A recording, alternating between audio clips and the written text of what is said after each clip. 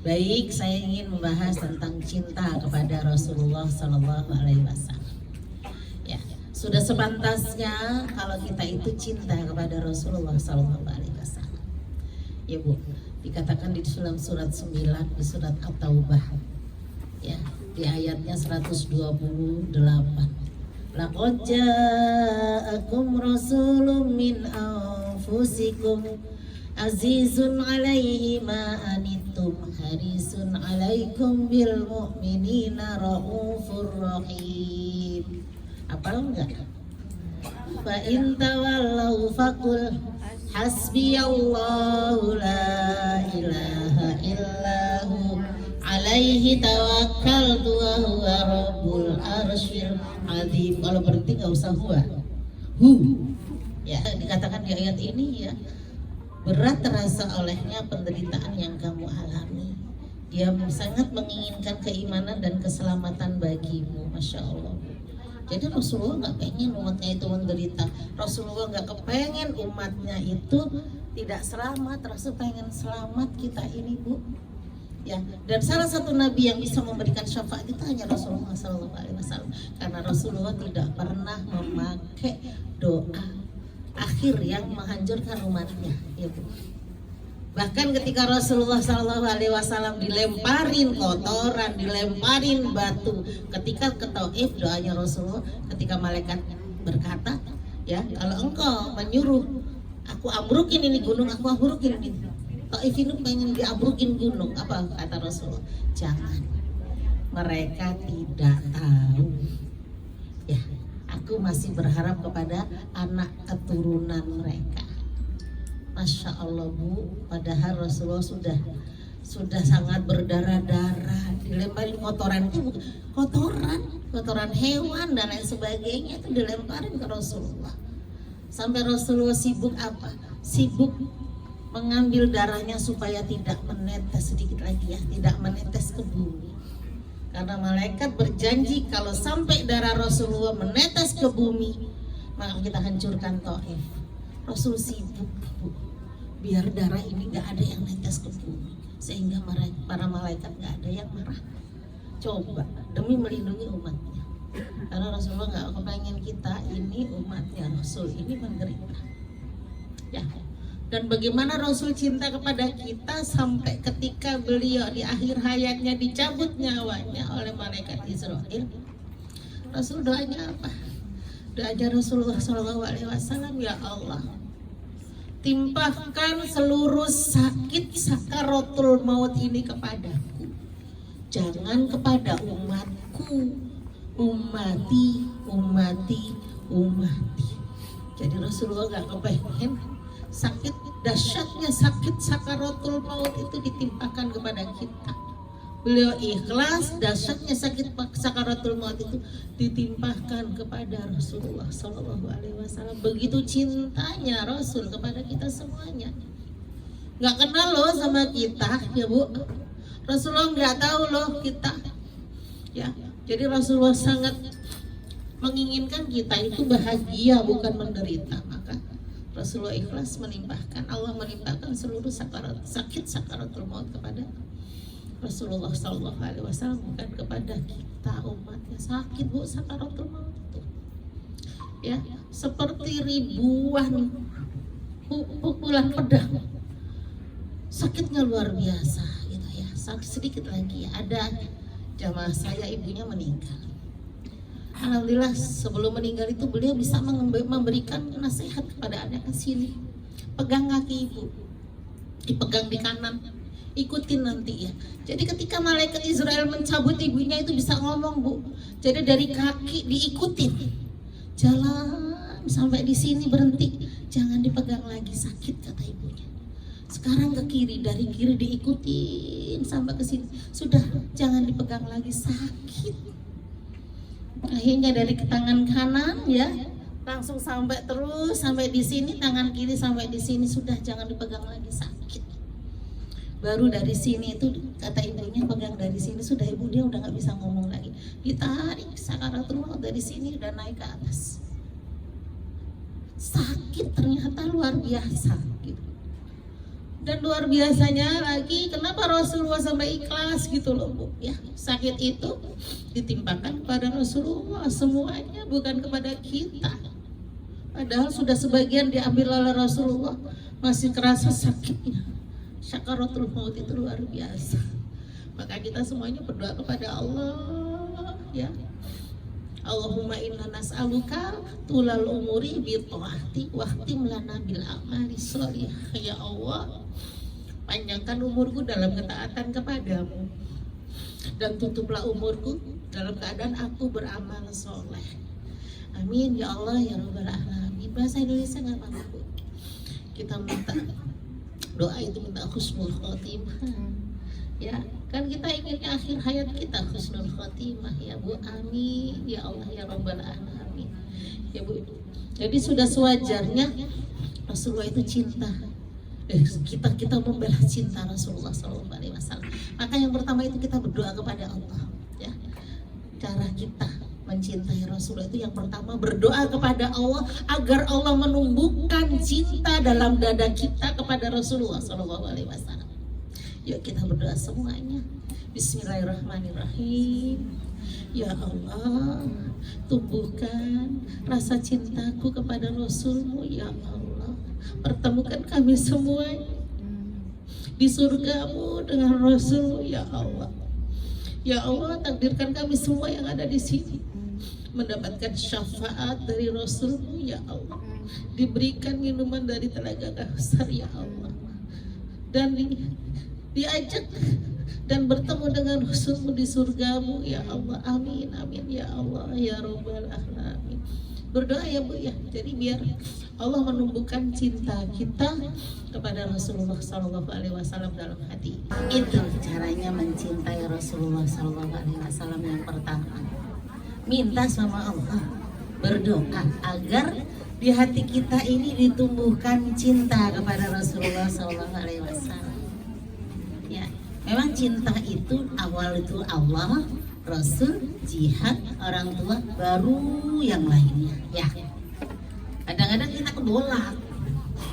Giliran suaminya manggil mama, siap.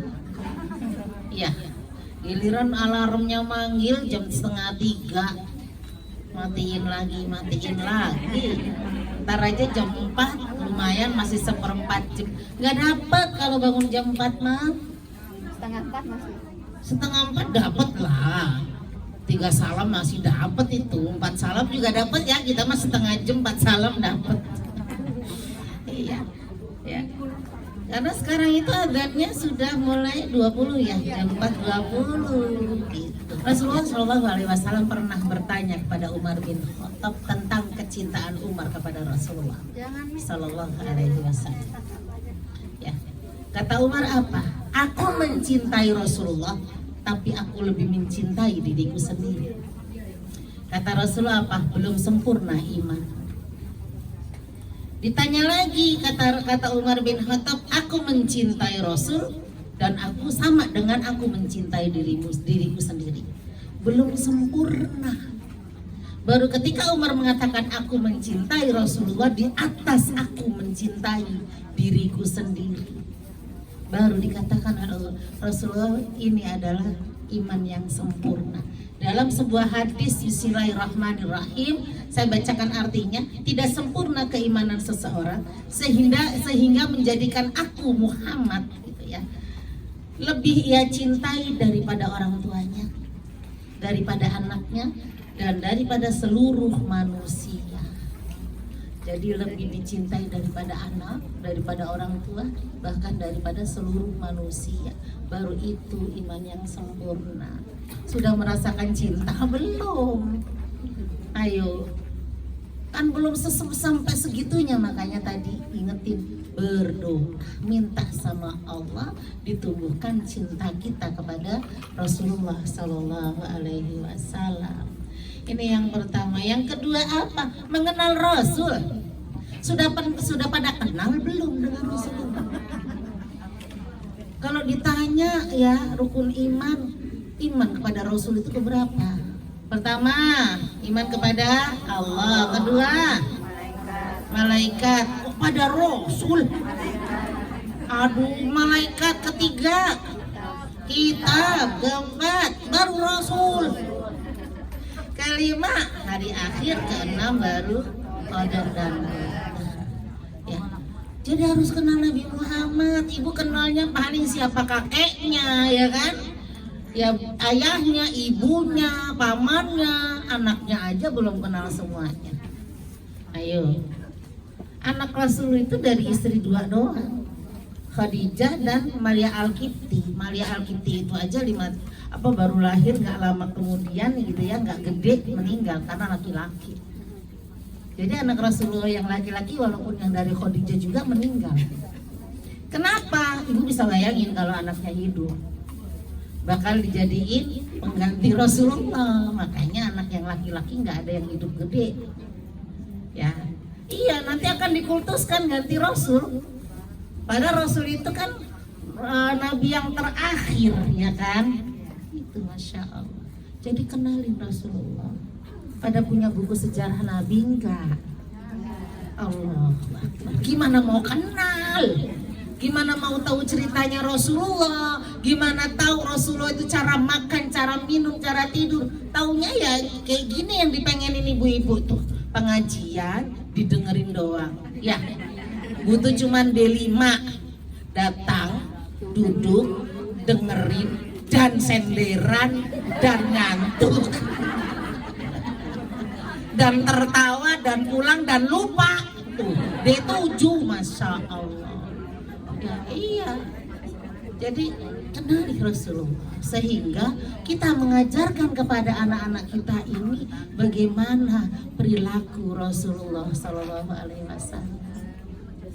Rasul itu yang diajarkan attitude, akhlak.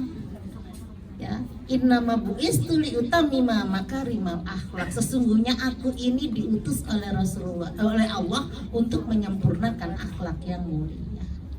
Nah ibu gimana tahu akhlaknya Rasulullah? Cerita Nabi aja cuma sepintar sekilasan begitu aja.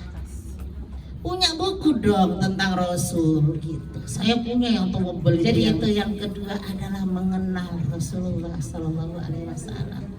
Sehingga kita mengajarkan kepada anak kita biar kita tahu. Ya, bagaimana kisah sejarah para sahabat cinta kepada Nabi. Ya Allah, Ukasah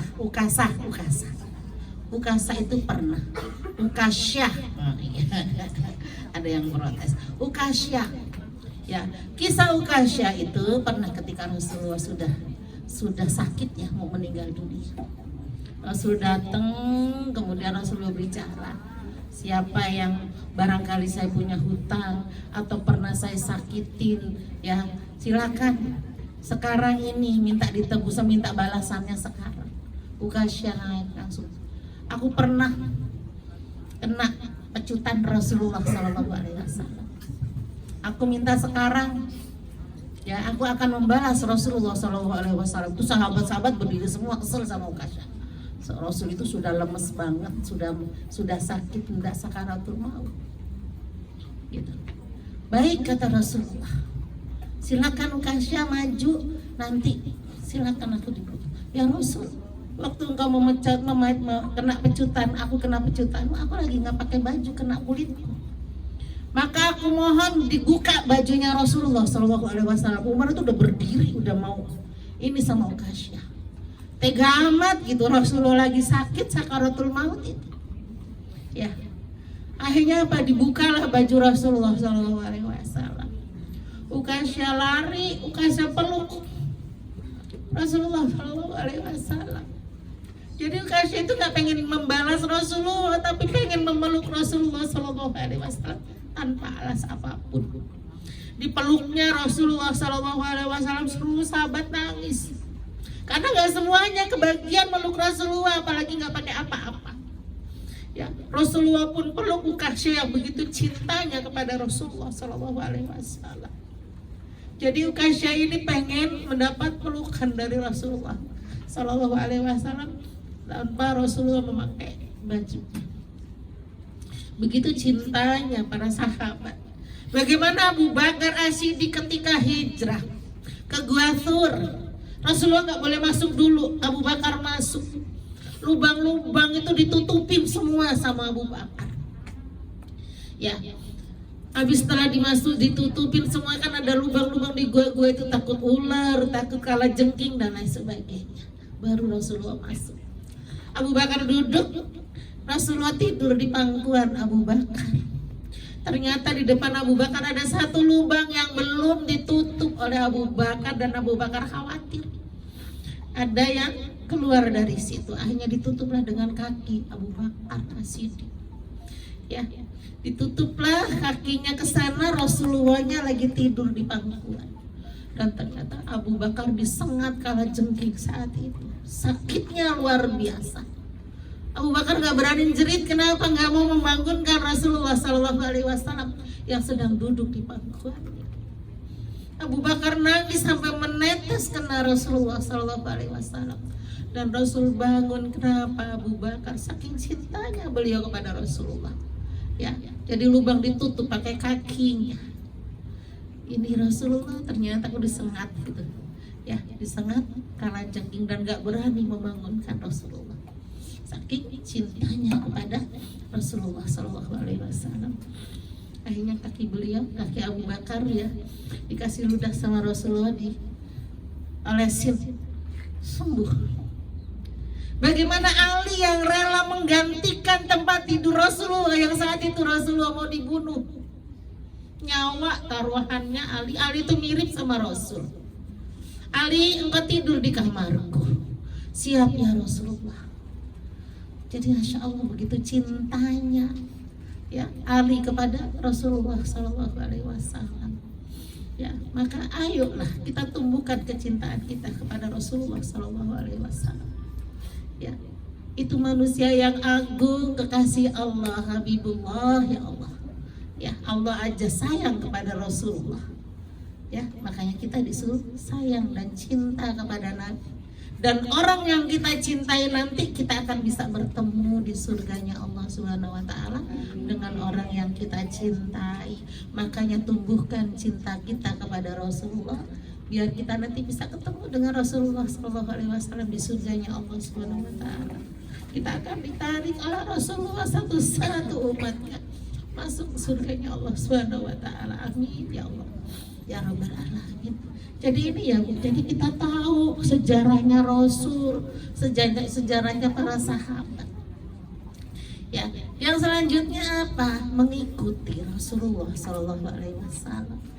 Surat Ali Imran di ayatnya yang ke-31. Ya, jika kita cinta kepada Allah maka ikuti. Ya, katakanlah Muhammad, jika engkau cinta kepadaku maka ikuti aku. Cinta kepada Allah maka ikuti aku. Ya, maka Allah juga akan cinta kepada kita. Pastilah kita wajib ikut Rasulullah, mengikuti sunnah Rasulullah, meneladani Rasulullah SAW.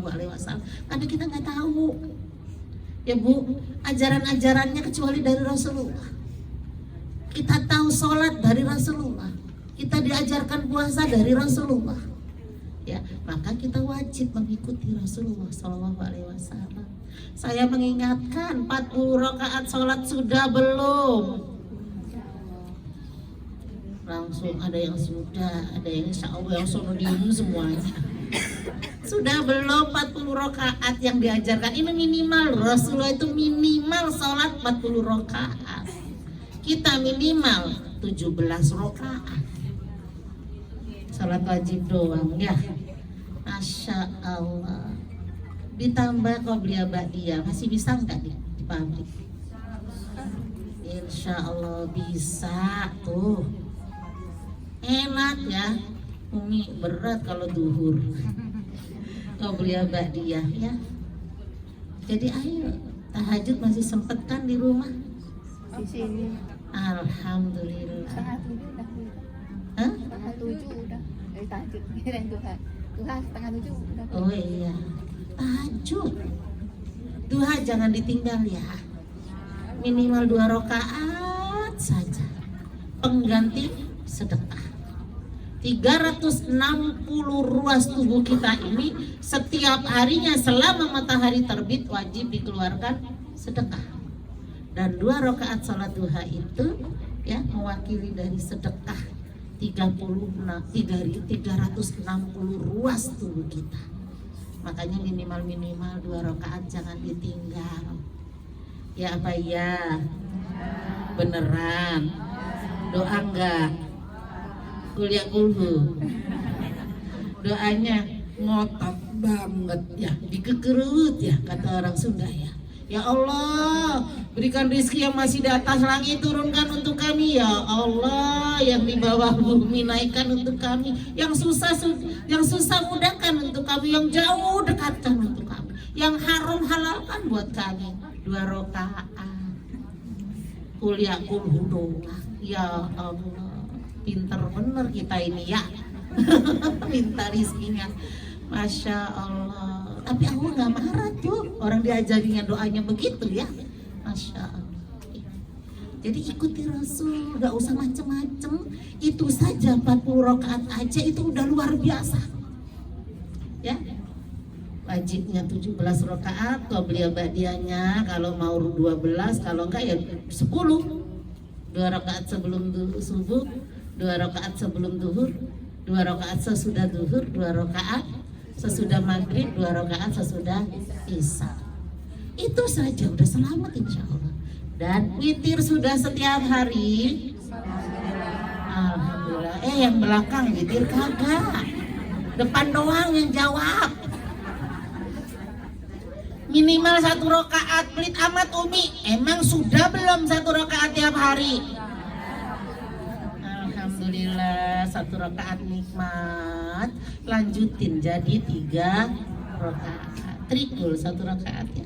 Gak usah 30 juz, gak usah. Utsman bin Affan itu 30 juz pernah sholat 1 rakaat, kata ibu-ibu pelit. Berdiri dari habis sholat isya, bada isya berdiri 1 rakaat sampai mau ke subuh. 1 rakaat apa yang dibaca? 30 juz. Masya Allah, ibu cuma 3 surat. Kulhu, falak, nas, keren. Ya, ditambah tahajud. Kalau sudah dari sholat isya witir itu enak, tinggal malam tinggal tahajud. Agak kesiangan dikit masih dapat nantinya, nggak mikir-mikir witir lagi ya. Insya Allah semuanya witir semuanya. Amin ya Allah ya Rabbal Alamin. Setiap hari ya. Iya ya, insya Allah. Jadi ngaji itu dapet, pulang dilaksanain di rumah, jangan jiping, cium keluar gitu, tapi dipakai ya. Itu. Yang selanjutnya, yang terakhir karena waktunya mau habis ya. Ya, banyak bersolawat kepada Nabi. Allahumma sholli ala sayyidina Muhammad wa ala ali sayyidina Muhammad, terpendek. Yang panjang Allahumma sholli ala sayyidina Muhammad wa ala ali sayyidina Muhammad kama shallaita ala sayyidina Ibrahim wa ala ali sayyidina Ibrahim wa barik ala sayyidina Muhammad wa ala ali sayyidina Muhammad kama barakta ala sayyidina wa ala ali fil alamina innaka hamidum majid. Kalau bisa 10 pagi 10 sore silakan sambil jalan ke sini di motor, habis waktunya. Suratnya 33 ayatnya 56. Innallaha Iya, innallaha wa malaikatahu yusalluna 'alan nabi. Ya ayyuhalladzina amanu sallu 'alaihi wa sallimu taslima. Sesungguhnya Allah dan para malaikatnya bersolawat untuk Nabi.